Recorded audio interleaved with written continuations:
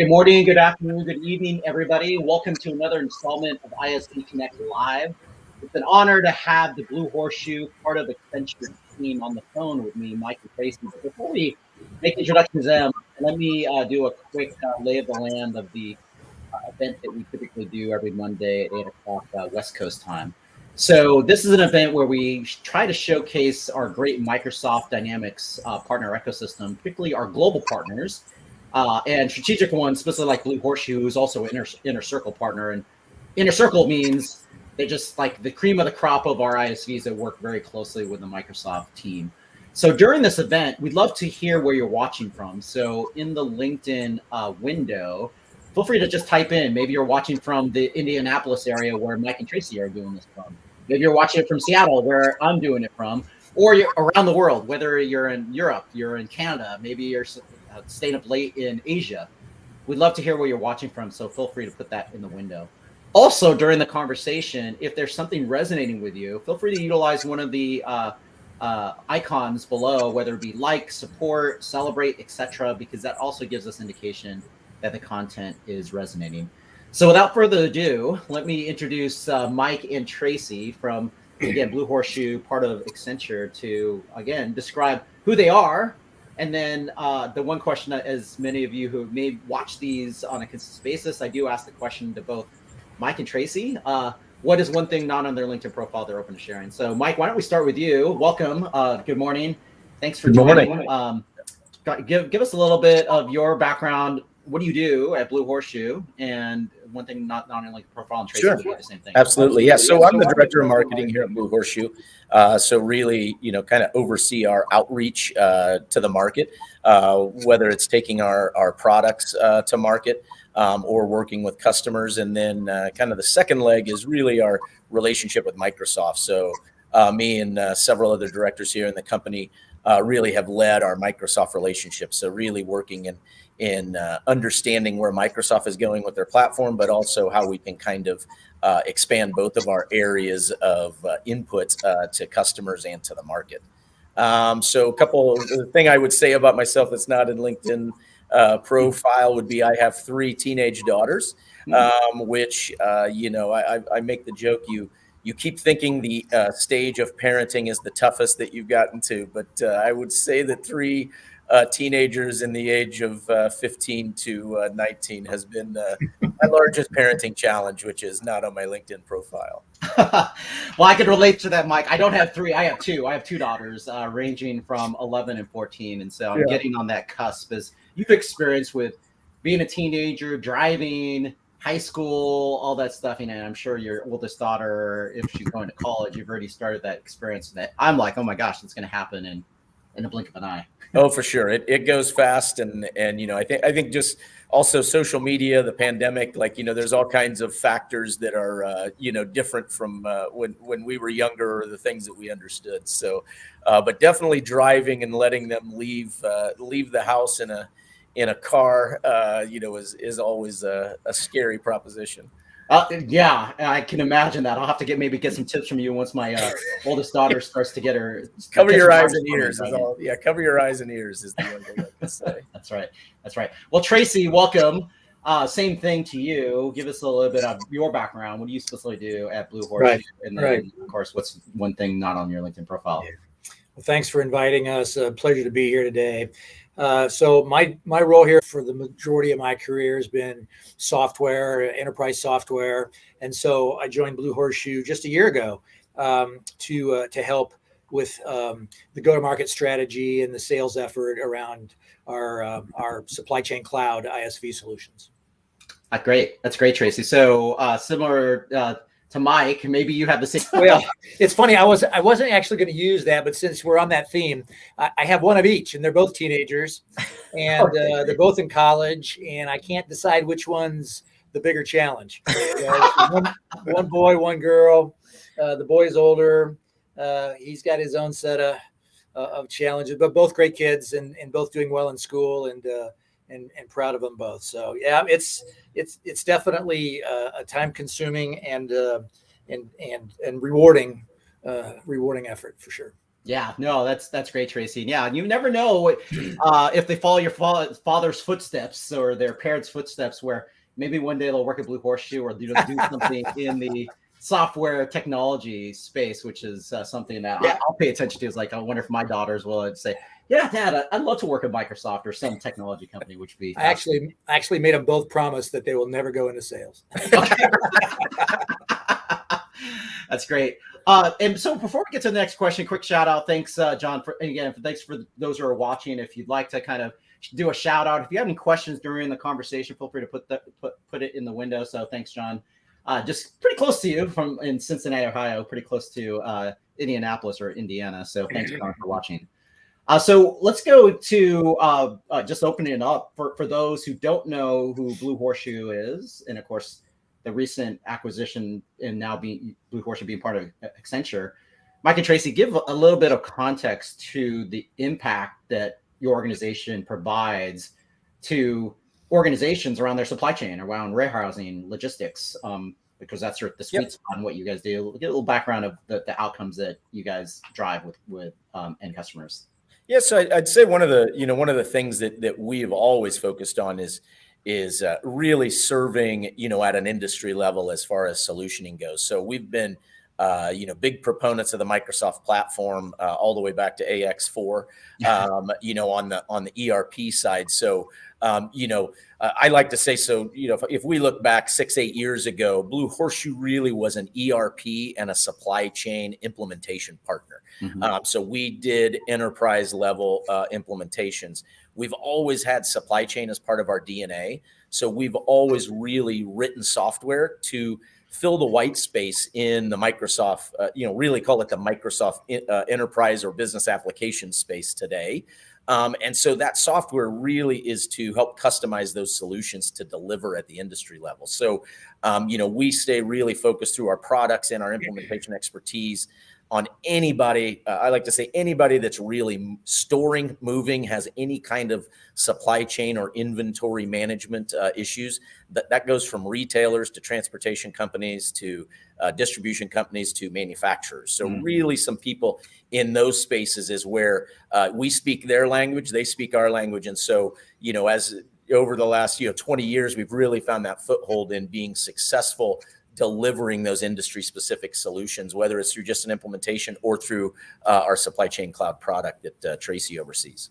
Yeah, that's great, Mike. Tracy, anything to add to that? No, I think Mike's spot on with that. I mean, clearly Microsoft in the D365 world is a phenomenal solution for those industries that we choose to serve. And then our supply chain cloud ISV solutions just extend that functionality. And to Mike's point, we have customers, hundreds of customers that are using supply chain cloud in transportation industries, distribution industries, manufacturing, retail. It's quite a broad reach, but it's all very focused on extending and really helping facilitate that supply chain for those companies. No, that's great, Tracy and Mike, because you can imagine, gosh, when you think about, especially you hear all these with the impact of the pandemic and the supply chain challenges, or I think about that situation that we all saw in the news in the Suez Canal. That I can't remember the ship that blocked the canal for import export type of stuff. So maybe it would be helpful for the audience who's listening to this and thinking about supply chain and the impact that you're not, and that's a great thing too. Your IP drives a lot of the implementation and the scenarios to make things more efficient. What are some of the challenges that you see in retailers or manufacturers or logistics organizations that look at Blue Horseshoe and go, oh my gosh, I need this to help solve XYZ to drive better outcomes in the supply chain process? If you or Tracy can kind of comment on what are some of the common challenges that people say, gosh, I have this, and this is where Blue Horseshoe fits to. Well, I'll start with that. So, I'd say, the pandemic didn't create supply chain challenges. It just magnified them, right? So there's challenges that have always been there, but maybe the risk level or the tolerance that companies put to those was totally changed. So one of the biggest things that we've seen with our customers is the changing of channels or the changing of where their demand is coming Mm. from. So, for example, we have Pete's Tea and Coffee, so huge nationwide, tea or coffee provider. They had a lot of stores, and a lot of grocery stores was their biggest channel, and e-commerce was not, and kind of direct to consumer was not super big. That literally was overturned in a matter of months as we slid into the pandemic. And so having systems that can, be agile enough to change that channel demand, having distribution processes put in place to, instead of shipping full pallets to stores, you're now packaging and sending individual orders to customers. That becomes a real big challenge, especially when you're talking, they still grew in revenue. So the revenue didn't go down. They still were growing. It's just they had to deliver in totally different ways. And that's where, having a system like Dynamics Finance and Supply Chain Management, having some of our IP and having that agility of a cloud solution to make those adjustments really served them well. And we were, kind of halfway into the implementation with them. We had them up and running, but we're able to do a lot of things while the pandemic hit that really helped them deliver to their end customers. Yeah. That's great. And Tracy, anything to add to that? Yeah, I was thinking through some of the customers as Mike was talking about Pete's. I mean, if you think about supply chain and what that really means, I spent a lot of my career in just serving manufacturing companies. And so manufacturers have, inside those four walls, their own set of challenges of manufacturing product and creating inventory and all of the financials and things. But supply chain really extends outward from inside those four walls. So if you think about on the vendor side and on the customer side, to Mike's point, about customers and serving customers. And I think what we see a lot of and with our supply chain cloud is things like the transportation management. A lot of companies that are manufacturing or distributing product have their own fleet, for example. And not everybody does that, but a lot of the companies that do, there's a massive amount of challenge in the cost containment, the scheduling, the routing, all of the things that go in with having a fleet of trucks. And some of our customers have hundreds, if not thousands, of trucks in their fleet. And our ability to help with our transportation management solution, which is part of our ISV supply chain cloud, to manage, those drivers, to manage the costs associated with that, the fuel, they're optimizing the routes so that they're, minimizing the amount of fuel and time that's spent. It's a very complex scheduling challenge, and our solution is doing a lot to really help control those costs and make those folks more efficient. And I'll add on to that too, is just the information from it, right? Like I kind of joked about social media and things have changed in our personal lives, but the customer's expectations, whether that's an individual customer or, a customer that's companies that you serve, their expectation of understanding what's going on with their orders, how long it's going to take, delivery times, that's totally changed. And so all of these systems and being able to access all of that data and information, and then be able to consolidate it and provide it through customer service or through a portal if you have business customers, so that the customers, even if it's bad news, it's better to deliver it than to just let them stay guessing, because in today's world, people really kind of demand that information of where their order is, when can I expect it, things like that. So I think the cloud in general does that. But the things we're talking about is really consolidating those systems, consolidating that information and data, and then being able to share it back out with your end customers. Yeah, well said, Mike and Tracy, because I think a lot of us don't think about that. We take it for granted because we think, okay, we go to whatever site or something, we order it, and it just magically shows up. Yep. And so that type of scenario you mentioned, especially around the holidays, because it's such a demand, especially around the holidays, that someone has that perfect gift and going, okay, I bought it. When is it going to get to me? And does it get to me before the 25th? Yeah. And the other thing I also think about too, what you said, Tracy, is like with fleets and packing, all that stuff. And you mentioned too, Mike, is like, okay, if I have a truck and maybe it's half full, do I optimize all the stuff to go in there? And then how does it get routed to the right spot to deliver on time? But the other thing that plays havoc, I would suspect, is the weather. You can't predict, like, okay, there's a massive tornado, unfortunately, that occurred in the Heartland area, or just snow, and then you have to go, okay, this truck is not going to make it from here to there, so I have to reroute it, and how long that's going to take. I assume that all those things come into play as you're thinking about the solution that Blue Horseshoe provides? You mentioned something that reminded me of a funny story one of my customers recently told me back around fleet management and transportation. And he said, if you think we have a problem with route optimization and choosing a route for our trucks to go, he said, you can just Google the name of our company and you'll find a video of a truck that didn't make the overpass because they went the wrong route and it sheared the whole top of the truck off. And he said, that's the challenges that we have with route optimization. And there's another story that what your question reminded me of too, is we have it's just those things that you'll hear about that make perfect sense that you maybe didn't think about, but we have a customer that supplies lawnmower parts, right? So every OEM part you can imagine that goes on a mower. And, they were talking to me and kind of said the words that their biggest predictor of sales is how rainy of a season we have during the summer and fall, spring and summer months. And I hadn't thought of that because grass grows really fast. And when grass grows fast, people mow twice as much. And it's those inputs that when you're not sitting in the seat of that company, you don't think that, wow, it really is that simple, that they double their sales if grass grows a lot. So that's right. Yeah. Yeah. Because if it's a drought, not much grass is growing. It's gonna be pretty. You're going to mow your yard once in the summer, right? Yeah, that's right. 10 times. So yeah, I mean, it's so fascinating when I think about supply chain with my background. And granted, it's been hard because the pandemic has not allowed us to go to on-site sites to see how things are made, et cetera, et cetera. But gosh, the insight you guys provided was fantastic. Before we get to the next question, let me get another shout out to someone. So Cotswold, in case people don't realize, that's actually in the United Kingdom in England. So thanks, Lucy, for joining. And of course, she just hit herself like, it's Gloucestershire. I'm probably not pronouncing it correctly. So. Make him pronounce it correctly. Yeah, exactly. Gloucestershire. I think that's how you say that. I don't have my British accent term, but thanks, Lucy, for joining.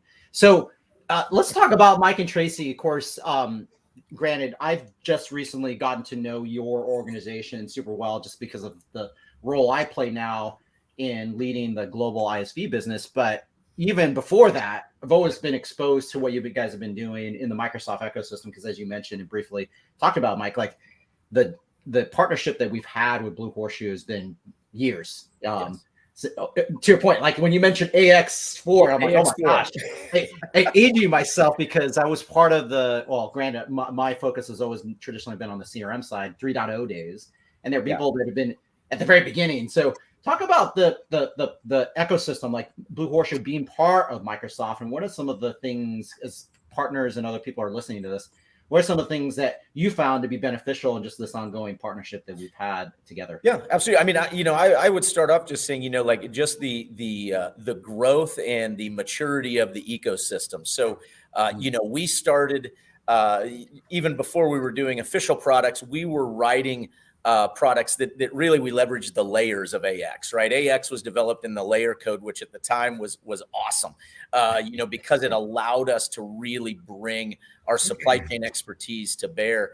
We saw a big opening, back in the 2009 version for a WMS. So our whole background, development group's background was in the WMS. So we wrote our own WMS and TMS, which Microsoft wound up purchasing and is kind of the core of what D365 SCM is today. Yeah. So we started there and we've never stopped really seeing the potential of the platform. Now today, once we moved to D365 in the cloud, some of those things that we all loved was the ability to write code and kind of customize your ERP, which now today is really like slap us on the hands and we're sorry everybody did that, because it really prevented those upgrade possibilities, right? So right when Microsoft was making the move to the cloud, we kind of fully supported that and started writing all of our IP in the extension models, and really now have totally, are totally on board with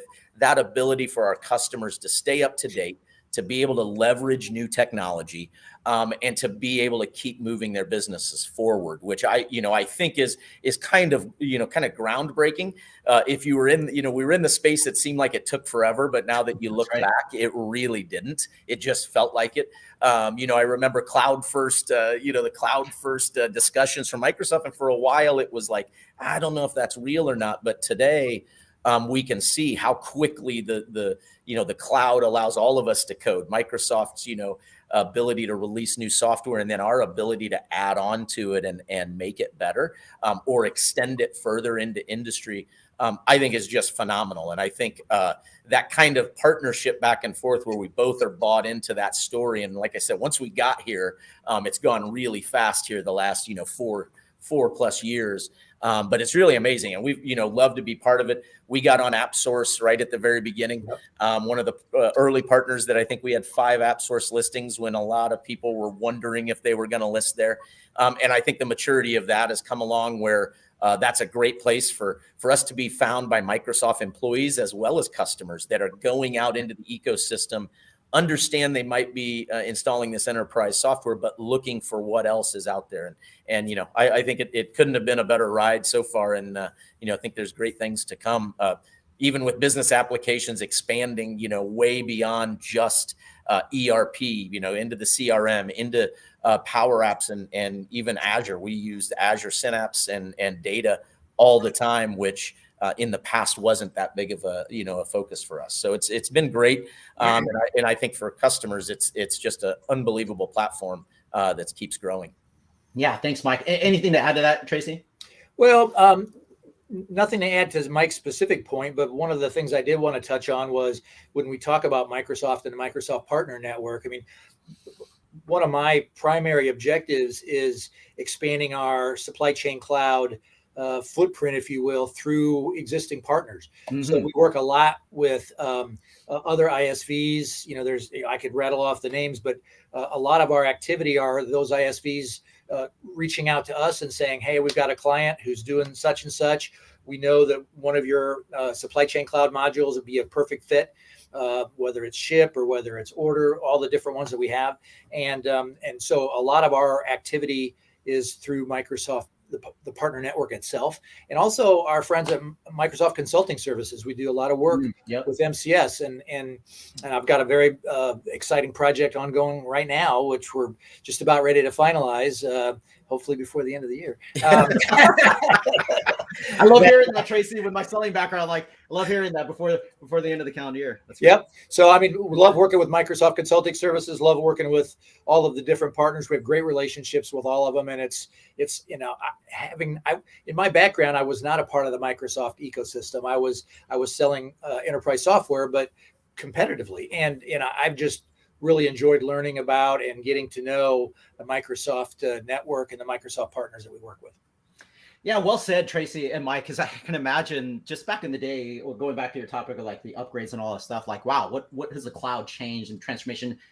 CRM is a little bit more understandable. When you think about ERP and the complex things that we just talked about with business process, wow, that innovation of what Blue Horseshoe is now able to provide in that quick time to market type of scenarios is amazing. And then to your point, Tracy, what I love about Blue Horseshoe is the multifaceted, because when people think about partners, they think, oh, you're either an ISV or you're an SI. And actually you could be both. And that's exactly what Blue Horseshoe is. You have an SI practice that you built amazing capabilities on that has led to IP, repeatable IP, mm-hmm. that people can use and leverage. And however that's leveraged either through other partners or through the Microsoft Consulting Services team. It's a combination of all of it. So that's a good shout out for people watching. If there's people out there that think, gosh, I'm in supply chain, but I don't have these capabilities that Mike and Tracy described, great opportunity for what we call partner to partner motion, because we have Tracy mentioned, thousands and thousands of partners in the Microsoft network, and an opportunity for those, if you're not necessarily a customer, but hey, I'm in the Microsoft ecosystem. Is there an opportunity for me to partner with other ISVs or SIs? Yes, there is that opportunity, as Tracy had alluded to go drive that. So that leads us now into kind of the final mile, Mike and Tracy.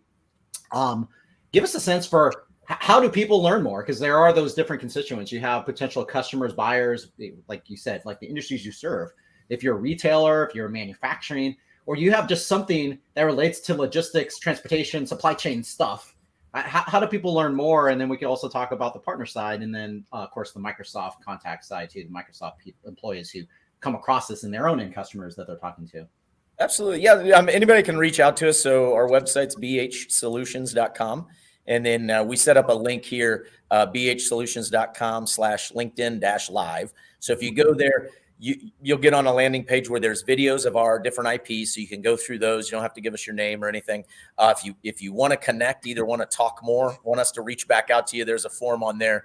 You can put your name in, and we'll reach out to you directly. And then usually, IP related, Tracy's going to at least lead the conversation initially. So I'll let you take it from there, Tracy. Yeah, I'm, like I said earlier, there's a lot of systems integrators that we work with, and I'm always looking for new ones and additional ones to join the family. So I kind of lead that charge, as Mike mentioned, with I guess you'll call it recruiting, but working with our systems integrators. And so happy to have those conversations, and happy to have you talk to some of the other systems integrators that we work with, and have them tell the story. So.